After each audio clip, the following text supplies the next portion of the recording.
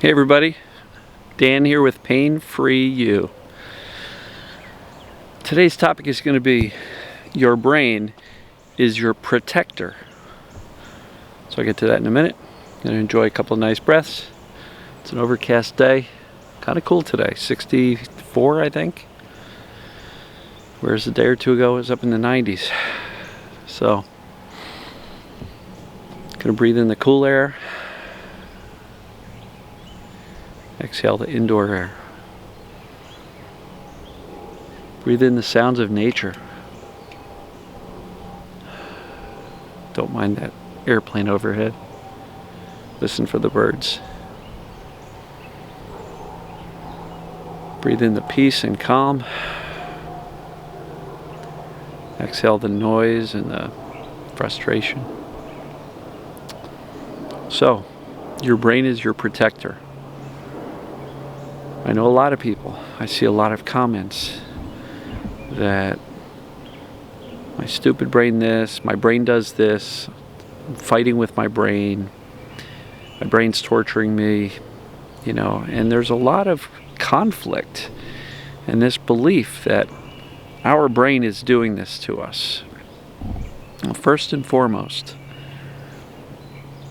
the role, the responsibility, the job that our brain was designed to do is to keep us safe and keep us alive. And it can only act upon the data it has received through your life's experience. And so it is always seeking to protect us. Now, in the case of TMS, this mind-body stuff, these neural circuit pains, it's really a matter of misinterpreted danger signals. Seeing danger where perhaps it doesn't exist. Now, we need pain. Pain is wonderful. They've told stories of people who have actually, for some reason, never felt pain. Those people don't live too long because they can't understand that certain things are dangerous to them without those pain signals. So pain is a protector. Your brain is a protector. So, just think about it. You touch a hot stove, you're going to yank your hand away because it's going to hurt a lot. It's a warning signal. It's a danger signal. It's like the fire alarm going off. Unfortunately, in some cases, the fire alarm, we don't know how to shut it off because there's so many perceived dangers. And then the fear and the anxiety and the frustration and the focus about the symptoms themselves can keep them persistent. So, if you ever hear yourself saying, my brain this, my brain that, I will just remind you, it is your brain. And if it has received a lot of misinformation and bad data and bad programming from your childhood, from your parents, from your siblings, from kids at school, from media, from social media, from things you've read in these, pain groups on the internet and Facebook and Wikipedia, WebMD, if it is operating based on all of this bad, scary misinformation, hate to say it, it's your responsibility to start correcting that misinformation and start to feed it factual data. This thing called TMS that Dr. Sarno discovered in the 1970s and 80s has really created this groundswell of a movement towards a belief system that says, I'm not broken. And he's right. We are not broken. Any true injury, the body heals. Pain that lasts longer than that is generally what he termed TMS. But I like the term learned pain. Dr. Schubner has his book and his website, Unlearn Your Pain. It's because the brain can remember this. It has a memory. And as long as it's perceiving danger, it's likely to keep the symptoms and the pains persistent because its primary function is to keep us safe and protect us from these things it perceives as dangerous. Those dangers can be movements, body positions, sitting, standing, walking, running, laying down on the left side versus the right side, and all sorts of stuff. But these dangers can also be stressors in our life. Stressful things at work, stressful things in our family life, in our home life, anything. And so if the brain is perceiving danger, it could cause the pain to increase slightly or sometimes drastically. Social situations, right? Interpersonal situations, fights with strangers, fights with people you love. All of those things are perceived as dangerous. And I'm not suggesting we need to lead a life with zero conflict at all, because frankly that doesn't exist. That's not life. That's hiding in your bedroom and never talking to another person again. The problem with that is, even if you're there, we still have to live with ourselves and our own thinking. And so that's not the answer. The answer is to teach our brain that we're safe in the moment. We are safe with our emotions, safe in our physical bodies, safe in our thinking. The way we do that is to not really react with fear and terror and worry and catastrophic future-based thinking when we do feel the symptoms. How come? Because we've done the homework. We know what this thing called TMS and this mind-body syndrome, these neural circuit pains are. We understand it, and we've connected the dots and says, yes, this is me. So if you know what it is and you know that this is the cause of your symptoms, I know it sounds dismissive, but what are we afraid of, right? The sensation? The fear that it may never go away?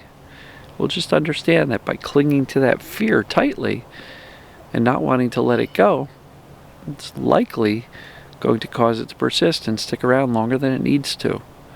The primary goal here is to teach and sell the brain on the fact that you're okay. Well, if you go 3 days saying, I'm okay, I'm good, I'm chill, no problem, the pain goes up a little bit and you freak the heck out, you just lost the sale, right? Because you're trying to sell the brain that you're safe, but as many times as you freak out, the brain's just going to pay attention and go, you're not safe, you just freaked the heck out yesterday. What are you telling me today you're safe for? Consistency does matter. So, the brain is your protector. Its primary goal is to keep you safe and alive. And its secondary goal is to deliver to you that which it believes you are expecting and requesting. If all you're doing is thinking about your pain all day long, the brain's going to go, here you go.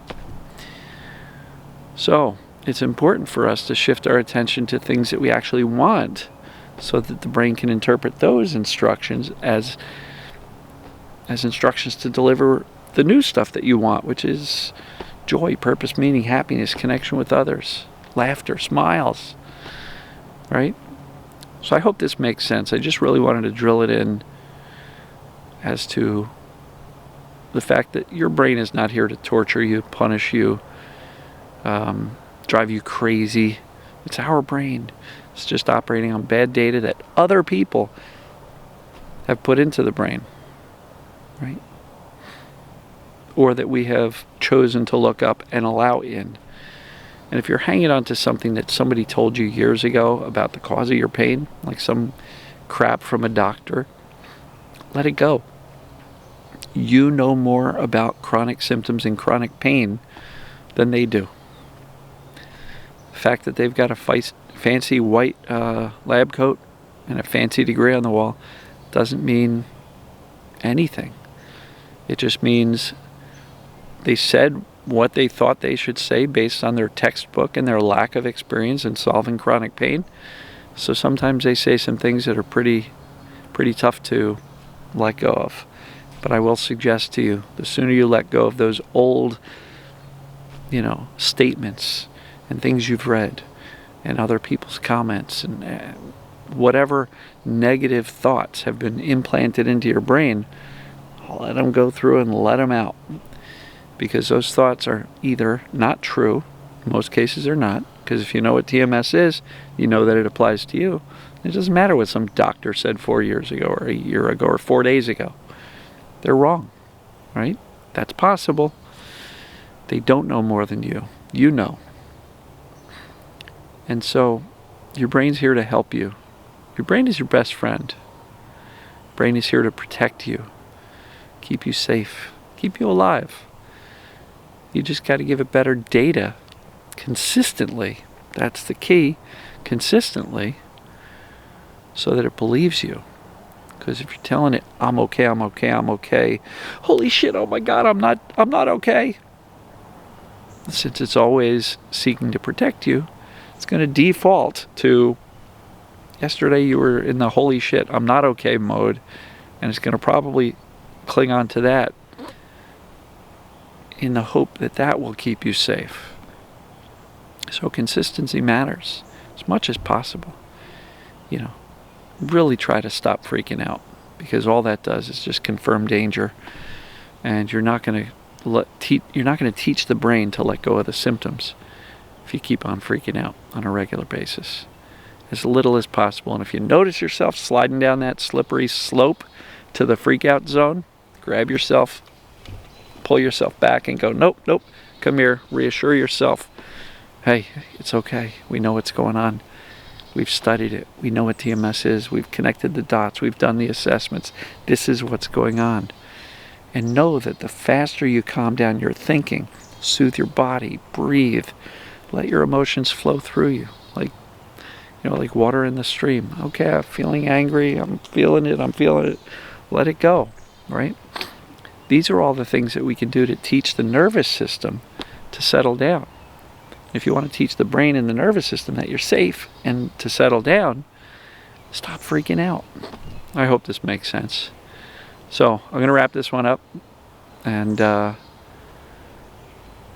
sit out here for another few minutes and enjoy the quiet, enjoy the nature, enjoy the fresh air, and love you guys and gals. We'll see you tomorrow.